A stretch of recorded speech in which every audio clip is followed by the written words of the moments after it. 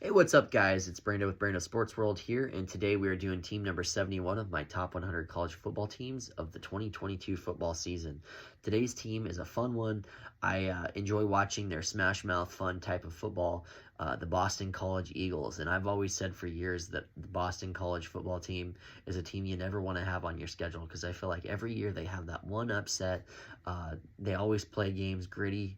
It's always close games, it seems like, the games that I've watched. I know that's not all of them, but that's definitely a team I'm not wanting to have on my schedule.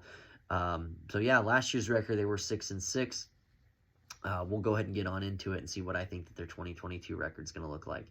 The very first game is a home game against Rutgers. I have you guys actually beating those Rutgers Scarlet Knight team, the Rutgers Scarlet Knight team. I don't think that they're going to be too much of a problem with you, though a lot of people might think that Rutgers has improved. I still have my doubts. I think you guys win this game, and this is one of those kind of upset type of games, if you want to call it that. So I know you guys wouldn't necessarily call it an upset, but I think that's a great starter win out of conference, making you want to know. Heading into week 2, an away game at Virginia Tech.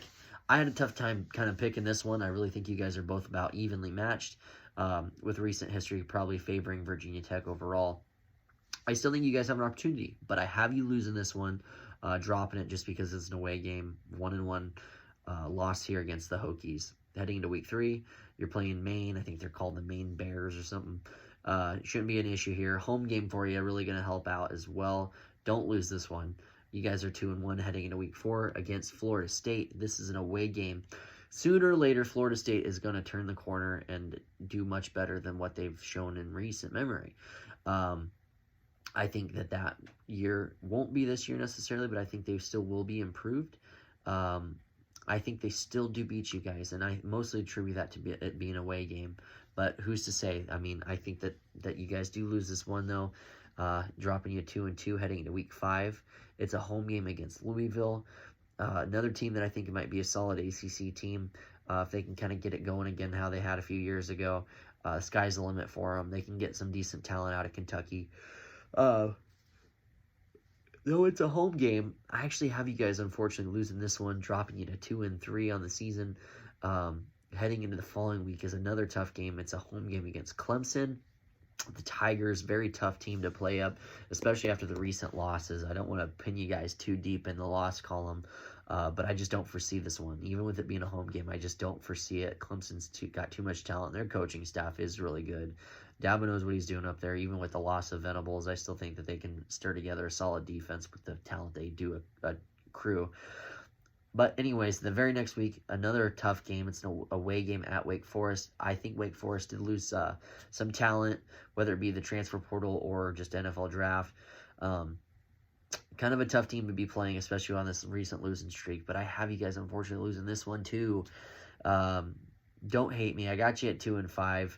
But the next game is a much more winnable game. It is an away game, but it's against the UConn Huskies. And if you end up losing this game to the UConn Huskies, then you might as well fire your head coach because you'd be 2-6, looking really bad to start the year. But yeah, I think you guys win this one. You're 3-5 heading in the next game against Duke. Not high on the Duke football team. I know I got the Duke sweatshirt, the Duke beanie. I'm a big Duke fan, but it's Duke basketball generally speaking. I don't really watch much of their football team.